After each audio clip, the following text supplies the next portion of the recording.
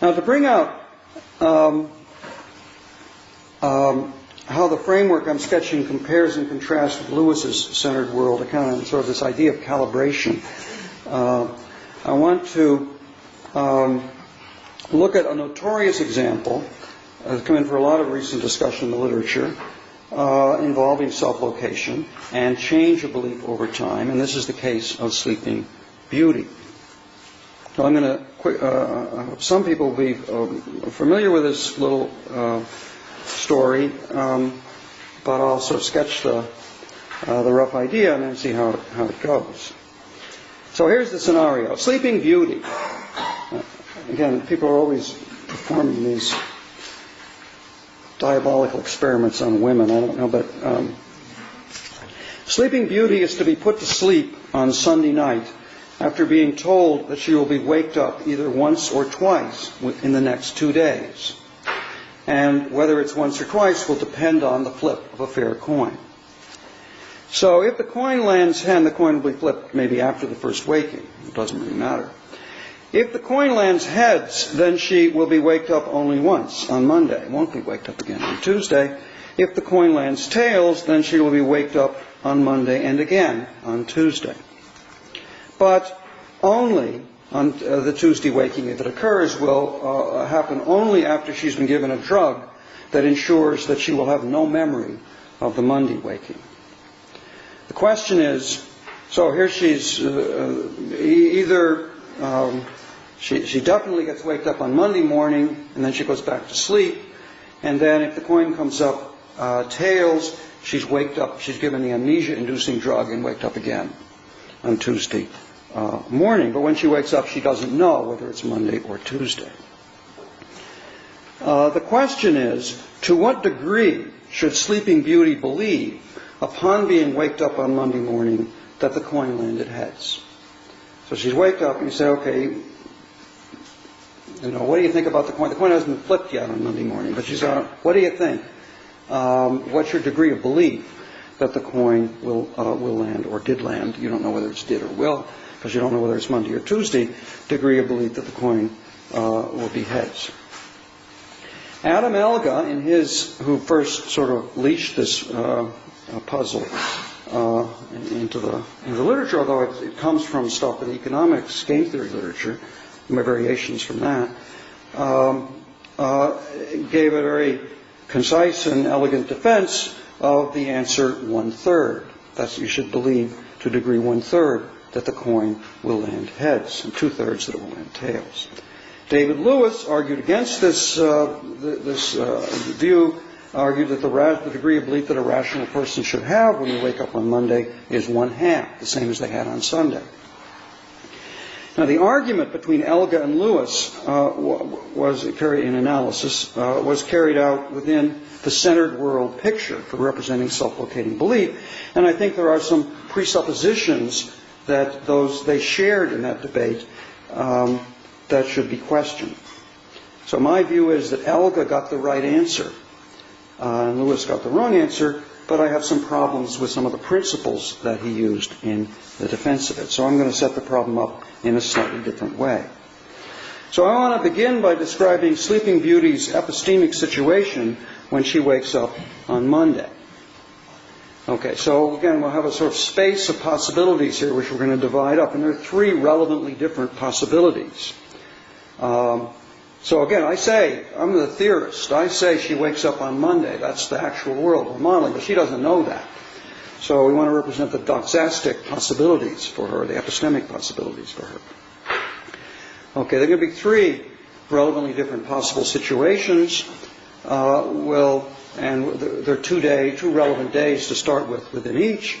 Call the first one S1, and it's the situation in which the coin land. Again, this is a whole possible world we're describing now, even though we're going to locate someone at a time within that world. The coin will land heads, and it's Monday in S1. Today is Monday. So this is the actual situation as I described it. Second doxastic possibility, or epistemic possibility for Sleeping Beauty when she wakes up, is that the coin lands tails, and that today is Monday.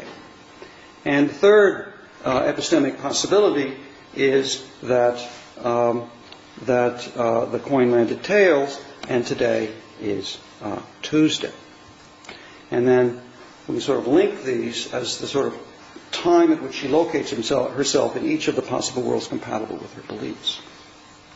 But still, they're distinct, uncentered possible worlds with a location within them. Sleeping Beauty might describe the situation to herself this way: either today is Monday and the coin will land heads, or today is Monday and the coin will land tails, or today is Tuesday and the coin has already been flipped and it landed tails. So this is descriptions giving all the relevant information about these three possible states of the world viewed from a certain perspective. The perspective is essential to the description of the world, but not to the state of the world described. So we as theorists can sort of view these worlds objectively. In two of these possible states of the world, there's a similar event taking place either the day before or the day after, but it's not this one. Okay, so if the coin lands tails, then if we're in situation S2, then she'll be waked up tomorrow, and if we're in situation S3, she was waked up yesterday, but she doesn't remember. And the corresponding time in S1 is an open circle because it's a different kind of event. She knows that's different. And, okay, so now we can use these. Okay, wait a second. There's a fourth possible state of the world that is not compatible with Sleeping Beauty's knowledge on Monday, but that she might describe from her perspective, the perspective we're considering, by means of two suppositions, one of which is counterfactual and the other of which is not. So here's the way I think of Sleeping Beauty, again, in her perspective. She's thinking, suppose that today is in fact Tuesday. That is, in effect, she's saying, suppose we're in situation S3. But suppose, and this is the counterfactual part, a sort of further supposition now, suppose that instead of coming up tails, the coin had landed heads. I know this is not the actual situation. It's not compatible with my beliefs, because if it were, I would not have been waked up. And I was. Now, even if it's in fact Monday, as we're supposing, Sleeping Beauty can still sort of describe and characterize this fourth possible situation, which we'll call S4, and it's a situation where the coin lands heads, and today is Tuesday, and the situation which she excludes. And so again, we have the open red circle to represent that, and link the world to the ones, even though it's not compatible with the belief. So there's sort of a counterfactual extension of her linking of her epistemic possibilities. And another event of the kind that took place at a different time than now took place in world S4, world state S4. Okay, now the relevance of this fourth possible state to Sleeping Beauty's epistemic situation is that while she on Monday is in a position to rule it out, she knows that on Sunday she was not in a position to rule it out. Of course, on Sunday she was not in a position to characterize any of these possible situations by fixing the reference of the day in the way she does fix it on Monday, namely as today, or the day in which this thought is being entertained. But we can still use these four possibilities to characterize Sleeping Beauty's prior state of knowledge, her epistemic situation on Sunday, doing it in a way that is relevant to connecting her knowledge on Sunday with her knowledge on Monday. Specifically, we can say what information it is that Sleeping Beauty acquires when she wakes up on Monday. What possibility that was previously compatible with her knowledge is now incompatible with it. So on Sunday, let me say, I just connect these just to emphasize the symmetry of the situation. Now, Elga claimed in his argument about Sleeping Beauty that Sleeping Beauty receives no new information on being waked up on Monday, so that her rational change of belief from 1/2 to 1/3, which is what he argues for, that she starts off believing that there's a 50% chance the coin will land heads and winds up with a 1/3 chance, was a change in this change of belief was a change induced by something other than new information. Elga claimed this because he identified new information with objective information. And in a centered worlds framework that he was using, Sleeping Beauty learns nothing about what the world is like in itself. This surprising rational belief change without new information was the main reason David Lewis, who accepted this sort of analysis of the basic problem, but the reason why he resisted Elga's conclusion and wanted to say, since he learned something new, his degree of belief must remain 1/2. According to Lewis, since Sleeping Beauty receives no information, she has to continue believing the same thing. Elga also notes that on his analysis we have a counterexample to a reflection principle defended by Bos von Fraser and the various versions of reflection principles, but they run into trouble in these self-locating cases. So any agent who is certain that she will tomorrow have credence X that should be proposition R, though she will neither receive nor new information nor suffer any cognitive mishap in the intervening time, ought now to have credence X in R. So you know that tomorrow your belief will be so-and-so, that you will not either get any new information or say, be drunk or forget or something like that, then you ought to update your beliefs right now. But on our account, Sleeping Beauty does receive new information, so there's no violation of the reflection principle.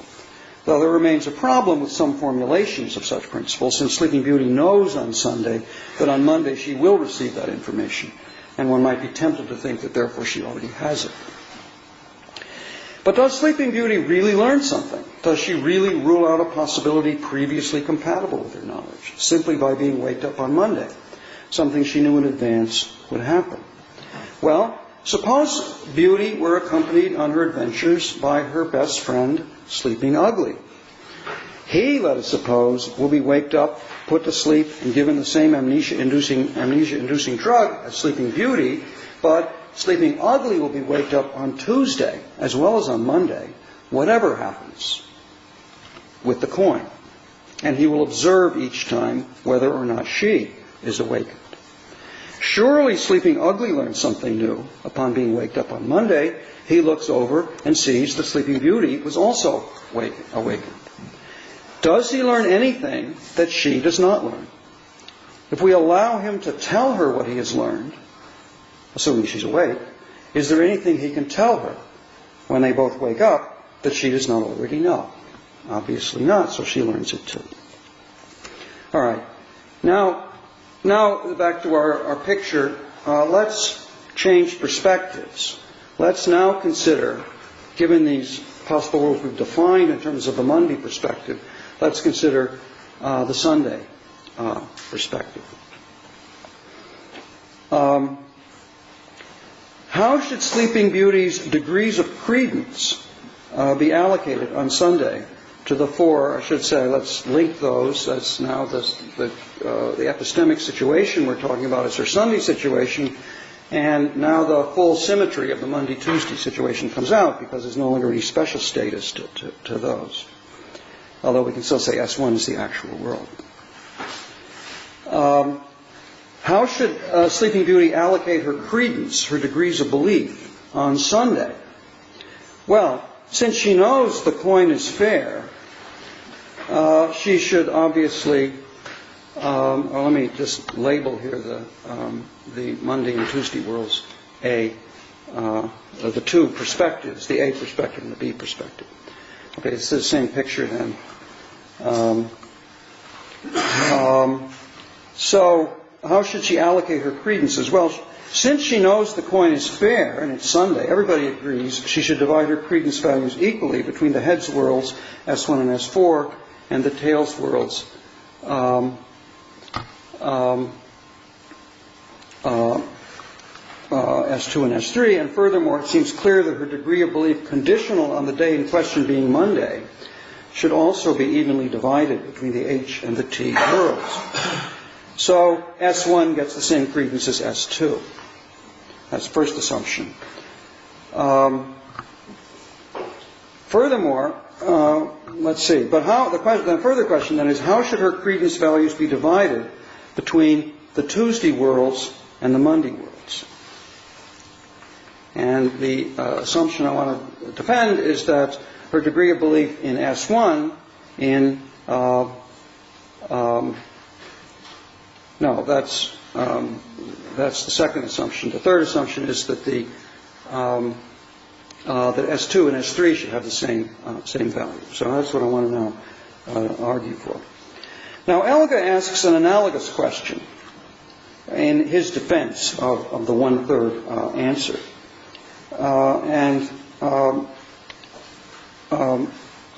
I'm going to agree, but object to his argument for it. Elga's argument turned on a restricted principle of indifference that has application only in the context of the centered worlds framework. His principle says, Elga's principle of indifference says that alternative predicaments within the same objective possible world should receive equal probability. That is, credence must be divided equally between epistemic alternatives represented by different centered worlds, where there was a difference in the center, but not in the world. And, of course, that's what we've excluded altogether from our account. Elga was applying this principle, and Lewis endorsed this principle as well, to Sleeping Beauty's epistemic situation after she woke up on Monday. Okay, so this is Elga's restricted principle of indifference. And whereas we're considering what her degrees of belief should be on Sunday. And in any case, Elga's principle can have no role in my argument, since I've rejected the analysis that treats two actual situations as epistemic alternatives. I want to allow the Monday waking could have occurred on Tuesday, and does occur on Tuesday in another possible world. But the actual Tuesday waking, should it occur, will be a different event. Still, there's a close connection between my question, how should Sleeping Beauty's credence on Sunday be divided between the Monday tails and the Tuesday tails worlds, and the question to which Elga's restricted principle of indifference provides an answer.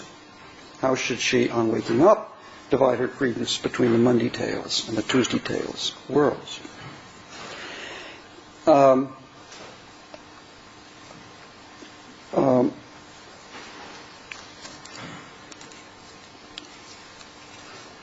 Okay, I also want to defend a kind of principle of indifference to answer my question, but it has a different motivation and significance. So this is back to the picture here.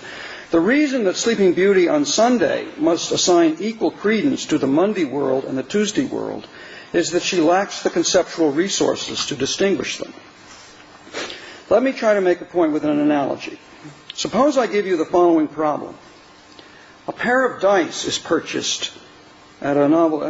So there's a store, Hoyle, says games, puzzles, magic, across the street from Queens College. I thought this is where these dice came from. You get a pair of dice that came from there, and I ask you the following hypothetical question. I said, these dice are going to be tossed, and you're told the dice have the normal 6 faces with the numbers 1 through 6, but it's not stipulated that they are fair dice. They might be loaded. So it's compatible with what you are told that the dice are biased, 4 against 6, or that one is biased for 6 and the other against. Now I ask you, on the condition that a particular one of the dice, call it die A, lands 6 up, what is your degree of credence in the proposition that the other one, die B, also lands 6 up? However you answer this question, I now ask you the following follow-up question. Suppose instead the condition had been that it was die B rather than die A that landed 6 up. What's your degree of credence on this condition that die A as well landed 6 up? My principle of indifference doesn't tell you what answer to give to the first question, since rationality doesn't forbid you to have opinions about the distribution of loaded dice in such experiments, or about whether pairs of dice of this kind tend to be biased in the same or in opposite ways. But it does require that you answer the two questions the same way. And the reason is that they are really the same question.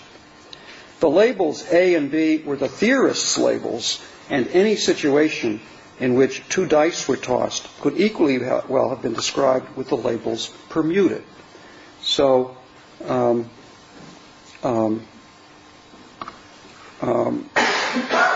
I still, despite the fact that I could have permuted the labels, I still needed the labels to ask my question, since it's essential to the problem to distinguish the condition that at least one of the two dice landed 6-up, from the condition that a particular one of them, it doesn't matter which, landed 6-up.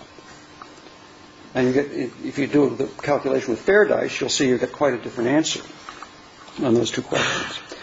Now, my limited principle of indifference applies to you in the dice case when I posed the problem the way I did, but not if I had asked it about two particular dice that could be distinguished in some way.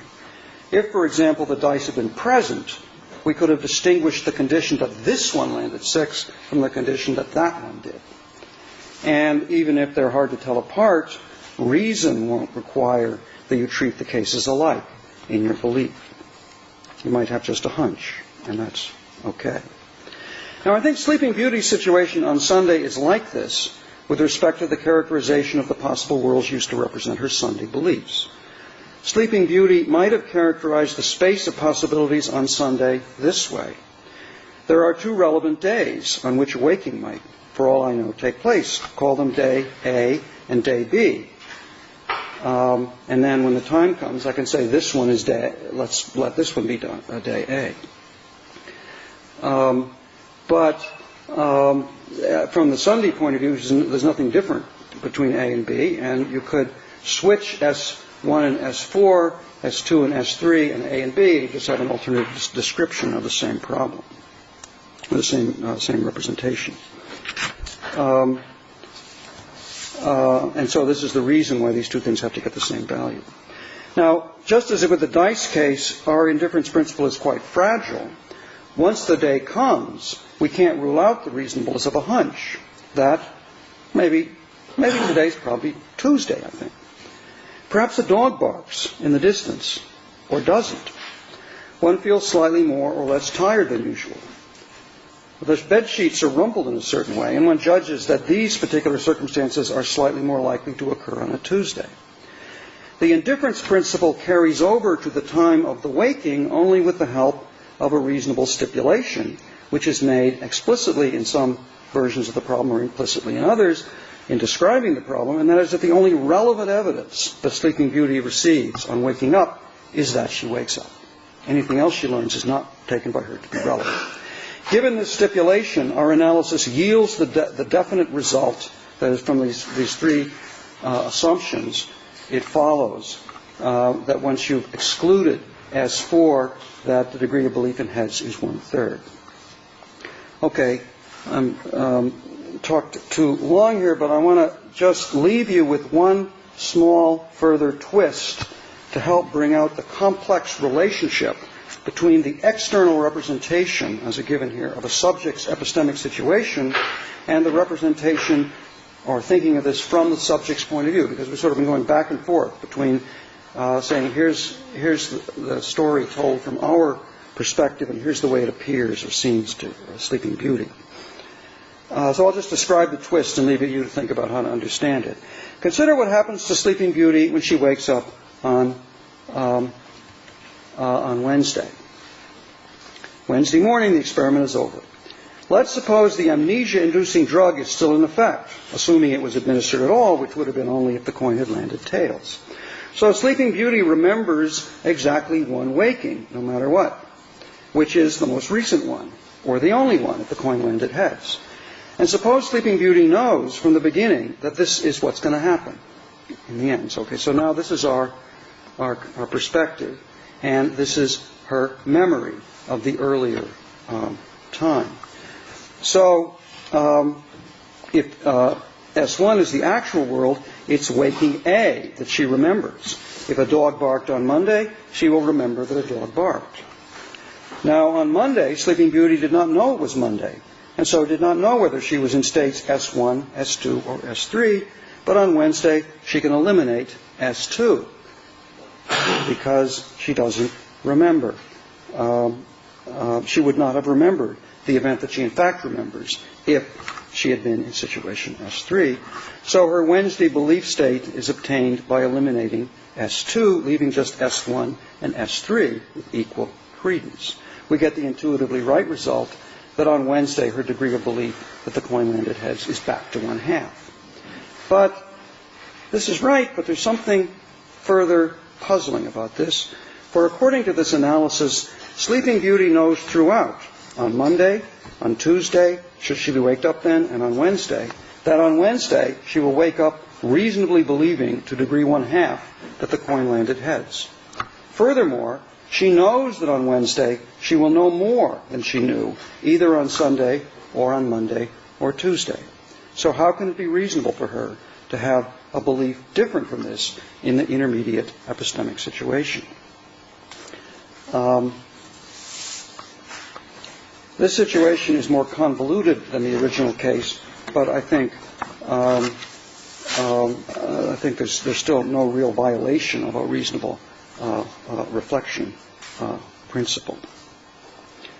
Okay.